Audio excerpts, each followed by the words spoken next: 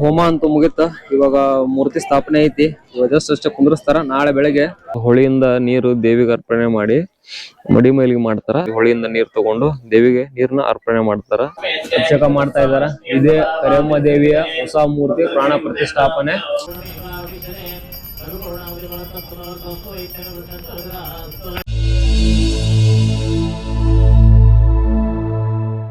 Hi hello ನಮಸ್ಕಾರ, welcome back to the my channel guys.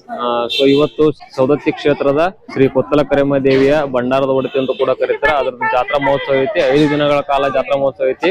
ಇದ್ರಾಗ ಒಂದು ಉದ್ಭವ ಕರಿಯಮ್ಮ ದೇವಿ ಐತಿ. ಅದು ಬಿಟ್ಟು ಈ ಸಲ ಏನ್ ಮಾಡ್ಯಾರ, ಹೊಸ ಮೂರ್ತಿ ಪ್ರಾಣ ಪ್ರತಿಷ್ಠಾಪನೆ ಐತಿ. 5 ದಿನ ಏನೇನ್ ಐತಿ ಇಲ್ಲ ನಿಮ್ಗೆ ಎಲ್ಲ ನಾನು ಚಾನಲ್ ಒಳಗೆ ತೋರಿಸ್ತೀನಿ. ವಿಡಿಯೋ ಸ್ಕಿಪ್ ಮಾಡಲಾರ್ದ ಪೂರ್ತಿ ನೋಡ್ರಿ. ಮೊದಲನೇ ದಿನ ಬಂದ್ಬಿಟ್ಟ ಕುಂಭ ಮೆರವಣಿಗೆ ಐತಿ. ಅದಾದ ನಂತರ 2ನೇ ದಿನ ಏನೈತಪ್ಪ ಅಂದ್ರೆ ಜಲ ಸಮಾಧಿ ಐತಿ. ದೇವಿದ ಇದ್ರೊಳಗ ಮೂರ್ತಿ ಇಟ್ಟು ಜಲ ಸಮಾಧಿ ಮಾಡಿರ್ತಾರ. 3ನೇ ದಿನ ದೇವಿನ ಇದ್ರೊಳಗ ದವಸದಾನೊಳಗ ಮುಚ್ಚಿಡ್ತಾರ.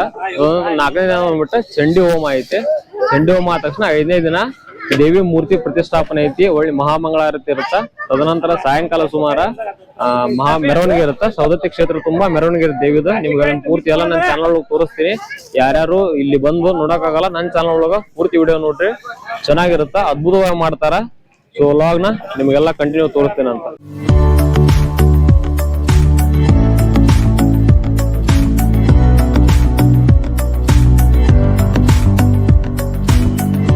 ಇವತ್ತಿನ ದಿವಸ ಸೌಗಂಧಿಕಾಪುರ ಎಂಬ ಗ್ರಾಮದಲ್ಲಿ ಸೌದತ್ತಿ ಇವತ್ತಿನ ದಿವಸವಾದಂತಹ ಸೌದತ್ತಿಯ ಗ್ರಾಮದಲ್ಲಿ ಗ್ರಾಮದ ಅಧಿದೇವವಾಗಿರ್ತಕ್ಕಂಥ ಕೊತ್ತಲ ಕರಿಯಮ್ಮ ದೇವಿಯ ಮೂರ್ತಿಯ ಪ್ರಾಣ ಪ್ರತಿಷ್ಠಾಪನೆ ಹಾಗೂ ದೇವಸ್ಥಾನದ ಜೀರ್ಣೋದ್ಧಾರ ಲೋಕಾರ್ಪಣೆ ಕಾರ್ಯಕ್ರಮ ಇಂದಿನ ದಿವಸ ಹಮ್ಮಿಕೊಳ್ಳಲಾಗಿದೆ. ಸೊ ಇವಾಗ ಆ ಕರಿಯಮ್ಮ ದೇವಿದು ಮೂರ್ತಿ ಪ್ರತಿಷ್ಠಾಪನೆ ಮಾಡಬೇಕಾದ್ರೆ ಅದು ಅದ್ರೊಳಗ ದವಸಧಾನ್ಯಗಳನ್ನ ಹಾಕಿ ಮುಚ್ಚಿಟ್ಟಾರಲ್ಲ, ಅದು ಯಾಕೆ ಮಾಡ್ತಾರ ಅಂದ್ರೆ ಮೂರ್ತಿಗೆ ಒಂದು ಸಂಸ್ಕಾರ ಬರಲಿ ಅಂತ ಆ ಒಂದು ದವಸ ಧಾನ್ಯಗಳು ಮತ್ತು ಶಿರಾ ಇದು ಮಾಡಿರ್ತವೆ. ಅವೆಲ್ಲವೂ ಕೂಡ ಇವತ್ತಿನ ದಿವಸ, ನಿನ್ನೆಯ ದಿವಸ ಏನ್ ಮಾಡಿದ್ರು, ಅವರು ಒಂದು ನೀರಿನಲ್ಲಿ ಜಲವಾಸಿಯಾಗಿತ್ತು ದೇವರು. ಇವತ್ತ ಸಾಯಂಕಾಲ ಮತ್ತೆ ಶಯನವಾಸ ಅಂದ್ರೆ ಮಲಗಿಕೊಂಡು ಆಸನ ಮಾಡೋದು.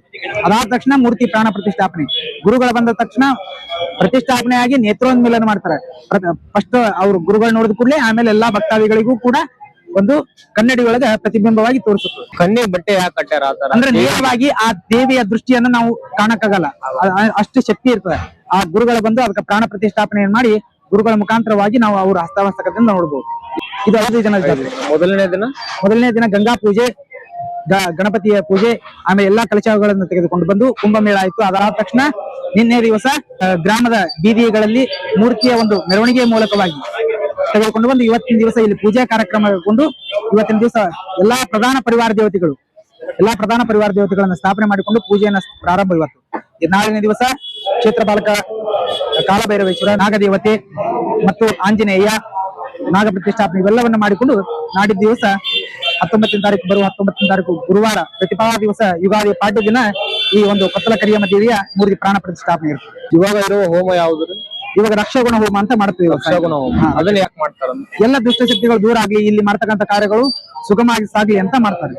ಚಂಡಿ ಹೋಮದಲ್ಲಿ ಪಾಲನೆ ಆಗ್ಬೇಕಪ್ಪ ಅಂದ್ರೆ ಎಲ್ಲಾ ಭಕ್ತಾದಿಗಳು ಭಾಗಿಯಾಗಿ ಹಾಕ್ಬೇಕಪ್ಪ ಅಂದ್ರೆ ತಮಗಿರ್ತಕ್ಕಂಥ ದುಷ್ಟಶಕ್ತಿಗಳು ದೂರ ಆಗ್ತವೆ. ಮಾಟ ಮಂತ್ರ ಎಲ್ಲವೂ ಕೂಡ ದೂರ ಆಗ್ತವೆ.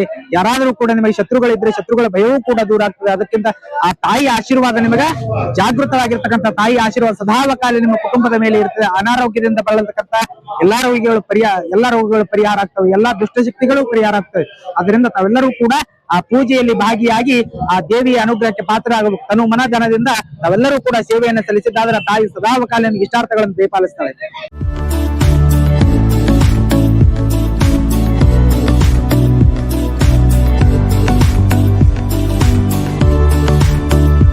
ಇಲ್ಲಿ ನೋಡತ್ತೀರಿ, ಇದ ಹಳೆ ಉದ್ಭವ ಕರಿಯಮ್ಮ ದೇವಿ. ಇದು ಬಂದ್ಬಿಟ್ಟು ಉದ್ಭವ ಆಗಿತ್ತು, ಅಂತಾನೆ ಉದ್ಭವ ಆಗಿದ್ದು. ಇವಾಗ ಹೊಸ ಮೂರ್ತಿ ಸ್ಥಾಪನೆ ಮಾಡ್ಯಾರ. ಅದು ಬಂದ್ಬಿಟ್ಟು ಇದ್ರೊಳಗೆ ಐತಿ. ಇದ್ರೊಳಗೆ ಯಾಕೆ ಮುಚ್ಚಿರ್ತಾರಪ್ಪ ಅಂದ್ರ 5 ದಿನ ಇದು ಇಲ್ಲೇ ಇರುತ್ತ. 5 ದಿನ ಆದ್ಮೇಲೆ ಅಲ್ಲಿ ಗುಡಿ ನೋಡತ್ತಿರಲ್ಲ, ಗುಡಿ ಒಳಗಡೆ ಪ್ರತಿಷ್ಠಾಪನೆ ಮಾಡ್ತಾರ. ಸೊ ಗೈಸ್, ಮೊನ್ನೆ ಎಲ್ಲ ನೀವು ನೋಡಿದ್ರಿ, ಫಸ್ಟ್ ಜಲಧಾರದಿತ್ತು ಮೂರ್ತಿದು. ನೆಕ್ಸ್ಟ್ ಬಂದ್ಬಿಟ್ಟು ಆಮೇಲೆ ಇವಾಗ ನಿನ್ನೆ ದವಸಧಾನ್ಯದಿತ್ತು. ಇವತ್ತು ಮೂರ್ತಿನ ಎಬ್ಬಿಸ್ತಾ ಇದಾರ. ಏನಕ್ಕಪ್ಪ ಅಂದ್ರೆ ಪ್ರತಿಷ್ಠಾಪನೆ ಐತಿ. ನಾಳೆ ಬಂದ್ಬಿಟ್ಟು ಪ್ರತಿಷ್ಠಾಪನೆ ಐತಿ. ಇವಾಗ ನಿಮಗ ಅದ್ರದ ಕ್ಲಿಪ್ ತೋರಿಸ್ತೇನಂತ. ಅದರಲ್ಲಿರೋ ಅಕ್ಕಿನ ಪೂರ್ತಿ ಈಗ ಒಂದು ಚೀಲದೊಳಗೆ ತೆಗಿತಾರ. ಆ ದೇವಿದು ಕೂಡ ಅದು ಪ್ರಸಾದ ಆಗತ್ತ ಅಂತೇಳಿ ನಂಬಿಕೆ ಐತಿ. ಈ ದವಸ ಧಾನ್ಯಗಳು ಏನ್ ಮಾಡ್ತಾರಪ್ಪ ಅಂದ್ರ ಎಲ್ಲಾ ಭಕ್ತಾದಿಗಳಿಗೆ ಸ್ವಲ್ಪ ಒಂದಿಷ್ಟು ಕೊಟ್ಟು ಕಳಿಸಿ ಮನೆಯೊಳಗಿಟ್ಟು ಪೂಜೆ ಮಾಡ ಅಂತ ಹೇಳ್ತಾರ. ಅದರಿಂದ ತಾಯಿ ಆಶೀರ್ವಾದ ಸಿಗುತ್ತಾ, ದೇವರು ತಾಯಿ ಒಳ್ಳೇದ್ ಮಾಡ್ತಾರ ಅನ್ನೋ ನಂಬಿಕೆ ಐತಿ. ಈ ಮೂರ್ತಿನ ಇಲ್ಲಿ ಪ್ರತಿಷ್ಠಾಪನೆ ಮಾಡ್ತಾರ. ಇವಾಗ ಅದನ್ನ ಕುಂದ್ರಸ್ತಾರ. ನಾಳೆ ಬೆಳಗ್ಗೆ ಸ್ಥಾಪನೆ ಐತಿ. ನಾಳೆ ಬೆಳಗ್ಗೆ ಉತ್ಸವ ಐತಿ, ಪಲ್ಲಕ್ಕಿ ಉತ್ಸವ. ಸೌದತ್ತಿ ತುಂಬಾ ಮೆರವಣಿಗೆ ಐತಿ. ಇನ್ನೂ ಸಹಿತ ನಿಮ್ಗೆ ತೋರಿಸ್ತೀನಿ ಅಂತ. ಓಂ ಐಂ ಹ್ರೀಂ ಕ್ಲೀಂ ಚಾಮುಂಡಾಯ ವಿಚ್ಚೇ ಸ್ವಾಹಾ. ಓಂ ಹ್ರೀಂ ಹ್ರೀಂ ಪ್ರತಿಷ್ಠಾಪನೆ ಮಾಡಿದ್ದೀರಾ? ಈ ಅಗ್ನಿ ಪ್ರತಿಷ್ಠಾಪನೆ ಮಾಡಿರುವಂತಹದ್ದು ಏನಕ್ಕೋಸ್ಕರ ಮಾಡಿದ್ರಪ್ಪ ಅಂತಂದ್ರ ಅಗ್ನಿ ದೇವನ ಕೃಪಾ ಆಶೀರ್ವಾದದಿಂದ ಈ ಚಂಡಿಕಾ ಯಾಗದಲ್ಲಿ ಪಾಲ್ಗೊಳ್ಳುವಂತ ಸಕಲರಿಗೂ ಕೂಡ ಏನಪ್ಪಾ ಅಂದ್ರೆ ಲೋಕ ಕಲ್ಯಾಣಾರ್ಥವಾಗಿ ಈ ಏನಪ್ಪಾ ಅಂದ್ರೆ ಕರಿಯಮ್ಮ ದೇವಿಯ ಒಂದು ಪ್ರಾಣ ಪ್ರತಿಷ್ಠಾಪನೆ ನಿಮಿತ್ತವಾಗಿ ಹಮ್ಮಿಕೊಂಡಿರುವಂತಹ ಈ ಚಂಡಿ ಯಾಗದಲ್ಲಿ ನೀವು ಕೂಡ ಪಾಲ್ಗೊಂಡು ಅದರ ಫಲಾಫಲಗಳನ್ನ ಏನಪ್ಪಾ ಅಂದ್ರೆ ಬಂದಿರುವಂತ ಕಷ್ಟಗಳನ್ನ ದೂರವಾಗಲಿ, ನಾವು ಅನ್ಕೊಂಡಿರುವಂತ ಸಂಕಲ್ಪಗಳು ನೆರವೇರಲಿ, ನಾವು ಮಾಡುವಂತ ಪ್ರತಿಯೊಂದು ಕಾರ್ಯಗಳು ಯಶಸ್ವಿ ಆಗಲಿ ಅಂತೇಳಿ ಭಕ್ತಿಯಿಂದ ಶ್ರದ್ಧಾಪೂರ್ವಕವಾಗಿ ಆ ಅಗ್ನಿ ದೇವನಿಗೆ ಏನಪ್ಪಾ ಅಂದ್ರೆ ಯಾವುದೇ ಕಾರಣಕ್ಕೂ ಆರಬಾರ್ದು. ನಾವೀಗ ಅಗ್ನಿ ಪ್ರತಿಷ್ಠಾಪನೆ ಮಾಡಿದ್ದೀವಿ. ಆ ಪ್ರತಿಷ್ಠಾಪನೆ ಏನಪ್ಪಾ ಅಂದ್ರೆ ಹೋಮ ಆಗುವವರೆಗೂ ಇದೇ ರೀತಿಯಾಗಿ ಪ್ರತಿಫಲಿಸಿಕೊಳ್ಬೇಕು. ಹಾಗಾಗಿ ಯಜ್ಞೇಶ್ವರ ನಿನ್ನ ಭಕ್ತಿಯಿಂದ ಪೂಜೆ ಮಾಡ್ತಾ ಇದ್ದೇನೆ. ಉಜ್ವಲವಾಗುವಂತೆ ನಮಸ್ಕಾರ, ಭಕ್ತಿಯಿಂದ ನಮಸ್ಕಾರ ಮಾಡ್ತೀನಿ. ಓಂ ಚತ್ವಾರಿ ಶೃಂಗಾತ್ರಯೋ ಅಸ್ಯ ಪಾದಾದ್ವೇ ಶಿರಸ ಸಪ್ತಾಸ್ತಾಸು ಅಸ್ಯ ಹೃದಾ ಮಧ್ವರ್ಷಭರೋರಿ ಗೌರವೀತಿ ಮಹೋದೇವ ಮರ್ತ್ಯಾಗುಮಾವೇಶ ನಿನ್ನೆ ದಿವಸ ತಾವೆಲ್ಲರೂ ಕೂಡ ನೋಡಿದ್ರಿ. ಮೊದಲೇ ನಾವು ಪ್ರಧಾನ ಪರಿವಾರ ದೇವತೆಗಳಂತ ಮಾಡ್ಕೊಂಡಿವಿ. ಮೇಲ್ಗಡೆ ಇರುವ ಕಲಶಗಳು 3 ಮಹಾಲಕ್ಷ್ಮಿ, ಮಹಾಸರಸ್ವತಿ, ಮಹಾಕಾಳಿ ಅಂತ ಈ ಚಂಡಿ ಹೋಮಕ್ಕೆ ಬೇಕಾಗ್ತಾರೆ ಅವರು. ಅದಾದ ತಕ್ಷಣ ಜಗದೊಡೆಯರಾಗಿರ್ತಕ್ಕಂಥ ಪಾರ್ವತಿ ಪರಮೇಶ್ವರನ್ನ ಸ್ಥಾಪಿಸಿಕೊಂಡ್ವಿ. ಅದಾದ ತಕ್ಷಣ ಕೆಳಗಡೆ ಇರೋರು ಅಷ್ಟಲಕ್ಷ್ಮಿ, ಲಕ್ಷ್ಮಿಯರನ್ನ ಸ್ಥಾಪಿಸಿಕೊಂಡು, ಯಾಕಪ್ಪ ಅಂದ್ರ ತಾಯಿ ಆಗಿರ್ತಕ್ಕಂಥ ದೇವಿ ಸ್ವರೂಪ ಅದಲ್ಲ, ಅದಕ್ಕೋಸ್ಕರ ಆ ತಾಯಿಯ ಮೂರ್ತಿ ಪ್ರತಿಷ್ಠಾಪನೆಗೆ ಆ ಲಕ್ಷ್ಮಿಯರೂ ಕೂಡ ಆಶೀರ್ವಾದ ಇರಂತೆ ಲಕ್ಷ್ಮಿಯನ್ನ ಸ್ಥಾಪಿಸಿಕೊಂಡು, ಅದಾದ ಬಳಿಕ ಸಪ್ತಸಭಾ ದೇವತೆಗಳು, ನವಗ್ರಹಗಳು, ಅದಾದ ನಂತರ ಮತ್ತೆ ಕೆಳಗಡೆ ಈ ಕಡೆ ಅಷ್ಟದಿಕ್ಪಾಲಕರು, ದಶದಿಕ್ಪಾಲಕರು, ಏಕಾದಶ ರುದ್ರರು, ಪಂಚಾಚಾರ್ಯ ಕಲಶ, ಮೃತ್ಯುಂಜಯ ಕಲಶ ಇವೆಲ್ಲವನ್ನು ಕೂಡ ಸ್ಥಾಪನೆ ಮಾಡ್ಕೊಂಡು ಇವತ್ತಿನ ಬೆಳಗಿನ ಜಾವದಲ್ಲಿ ಬ್ರಾಹ್ಮಿ ಮುಹೂರ್ತದಲ್ಲಿ ನಾವೇನ್ ಮಾಡಿದೆವಪ್ಪ ಅಂದ್ರೆ ಇವತ್ತ ಅವೆಲ್ಲವನ್ನ ಪ್ರಧಾನ ಪರಿವಾರ ದೇವತೆಗಳನ್ನ ಆಹ್ವಾನ ಮಾಡ್ಕೊಂಡು ಪೂಜೆಯನ್ನ ಮಾಡಿದ್ವಿ. ಇವತ್ತು ಸ್ವಸ್ತಿ ಪುಣ್ಯವಾಚನವೂ ಕೂಡ ಮಾಡ್ಕೊಂಡ್ವಿ. ಅದಾದ ನಂತರ ಹೋಮವನ್ನ ಪ್ರಾರಂಭ ಮಾಡಿದ್ವಿ. ಇಲ್ಲೇನು ಪ್ರಧಾನ ಪರಿವಾರ ದೇವತೆಗಳು ಯಾವ್ಯಾವ ದೇವತೆಗಳನ್ನ ಆಹ್ವಾನ ಮಾಡ್ಕೊಂಡಿದ್ವಲ್ಲ ಇಷ್ಟು ಕೂಡ ಹೋಮವನ್ನ ಪ್ರಾರಂಭ ಮಾಡಿದ್ವಿ.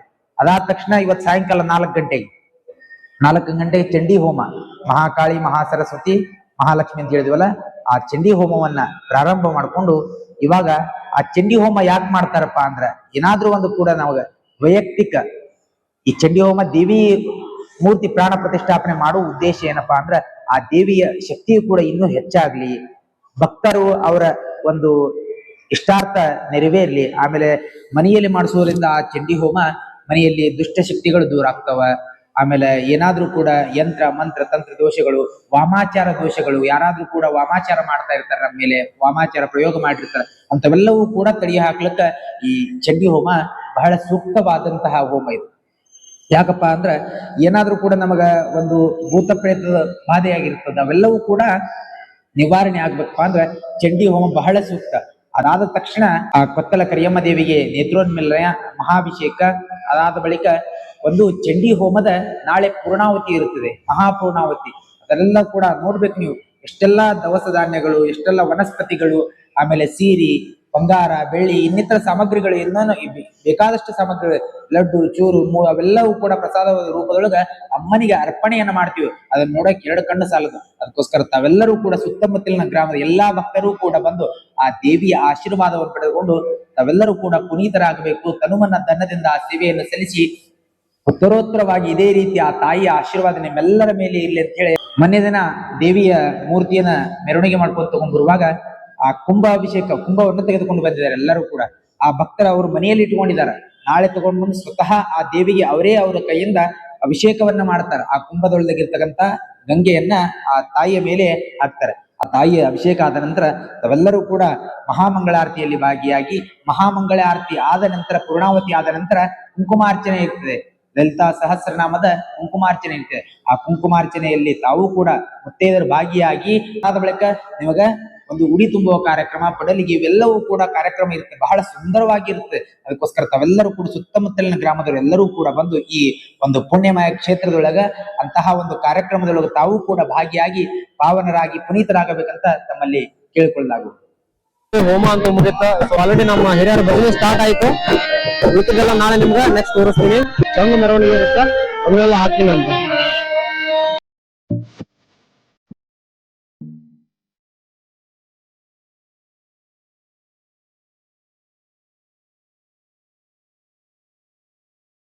ಇವತ್ತೊಂದು ವಿಶೇಷತೆ ಐತಿ. ಯುಗಾದಿ ಪಾಡ್ಯ ದಿನ ಇವತ್ತು ಮೂರ್ತಿ ಪ್ರಾಣ ಪ್ರತಿಷ್ಠಾಪನೆ ಐತಿ. ಅದಕ್ಕಾಗಿ ಭಕ್ತರೆಲ್ಲ ದಿನ ಇಲ್ಲಿ ಸೌದತ್ತಿಯ ರೇಣುಕಾ ಹೊಳಿಯಿಂದ ನೀರನ್ನು ತಗೊಂಬರೋ ದೃಶ್ಯ ಅದು. ಈ ನೀರ್ ಯಾಕೆ ತರ್ತಾರಪ್ಪ ಅಂದ್ರ ಹೊಳಿಯಿಂದ ನೀರು ದೇವಿಗೆ ಅರ್ಪಣೆ ಮಾಡಿ ಮಡಿ ಮೈಲಿಗೆ ಮಾಡ್ತಾರ. ಸೊ ಹಂಗಾಗಿ ಬೆಳಗ್ಗೆನೆ ಬೇಗ ಎದ್ದು ಎಲ್ಲರೂ ಬಂದು ಇಲ್ಲಿ ಹೊಳಿಯಿಂದ ನೀರ್ ತಗೊಂಡು ದೇವಿಗೆ ನೀರ್ನ ಅರ್ಪಣೆ ಮಾಡ್ತಾರ. ಸೊ ಊರಿನ ಜನರೆಲ್ಲ ಹೊಳಿ ಬಂದ ಹೊಳಿ ನೀರ್ ತಗೊಂಡ 5 ದಿನಾನು ಇದೇ ರೀತಿ ಮಾಡ್ತಿದ್ರು.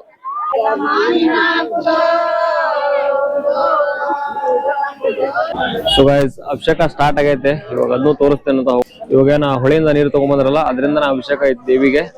ಒಳಗಡೆ ಅಭಿಷೇಕ ನಡೆದೈತಿ. ಅಭಿಷೇಕನ ತೋರಿಸ್ತೀನಿ ಹೋಗೋಣಂತ.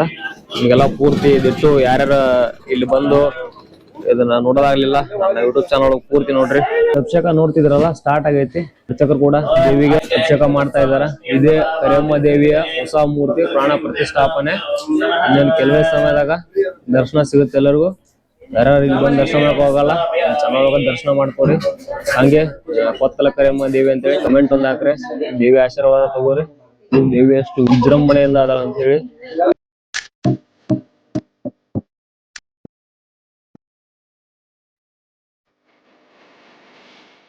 ಇಲ್ಲಿಯ ಮೂಲಿಮಠ ಸ್ವಾಮಿಗಳು ಬಂದ ಶ್ರೀ ಕೊತ್ತಲ ಕರಿಯಮ್ಮ ದೇವಿದ ಮೂರ್ತಿ ಪ್ರತಿಷ್ಠಾಪನೆ ಅಂತ ಮಾಡಿದ್ರ. ಈಗ ದೇವಿಗೆ ಪೂಜಾಲಂಕಾರ ಎಲ್ಲ ನಡೀತೈತಿ. ಅದಾದ ತಕ್ಷಣ ಭಕ್ತಾದಿಗಳು ಬಂದ ದರ್ಶನ ತಗೋರಿ. ನಿಮ್ಗೆ ಅದನ್ನು ತೋರಿಸ್ತೇನಂತ. ಎಷ್ಟು ಇನ್ನೊಂದು 5 ನಿಮಿಷ.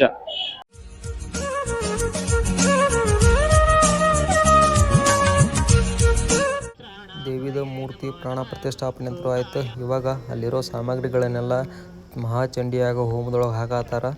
ಸೊ ಇದಾದ ತಕ್ಷಣ ನಿಮ್ಗೆ ಈ ಪೂಜಾ ಅಲಂಕಾರ ಅಂತೂ ರೆಡಿ ಐತಿ. ಅಕ್ಷತೆ ಸಹಿತ ಹಾಕಿದ್ರು ನೋಡ್ತಿರ್ಬೋದು ನೀವು. ಸೊ ಪ್ರದಕ್ಷಿಣೆ ಹಾಕುತ್ತಾ ಮಂಗಳಾರತಿನೂ ಮಾಡತ್ತಾರ. ಮಂಗಳಾರತಿ ಮುಗಿದ ತಕ್ಷಣ ದೇವಿದ ಅಲಂಕಾರ ಐತಿ, ತೋರಿಸ್ತೀನಿ.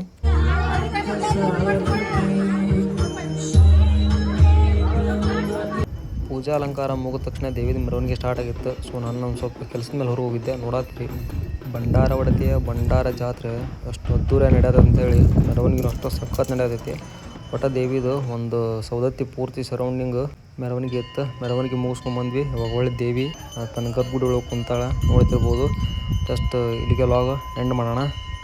ಐ ಹೋಪ್ ವಿಡಿಯೋ ಇಷ್ಟ ಆತ ಅನ್ಕೋತೀನಿ. ವಿಡಿಯೋ ಇಷ್ಟ ಆತಂದ್ರೆ ಲೈಕ್ ಮಾಡಿರಿ, ಶೇರ್ ಮಾಡಿರಿ, ಸಬ್ಸ್ಕ್ರೈಬ್ ಮಾಡಿರಿ. ಇದೇ ಥರ ಇನ್ನೂ ಹೆಚ್ಚಿನ ವ್ಲಾಗ್ಗಳು ತೊಗೊಂಬರ್ತೀನಿ ನಿಮ್ಮ ಮುಂದೆ. ಧನ್ಯವಾದಗಳು.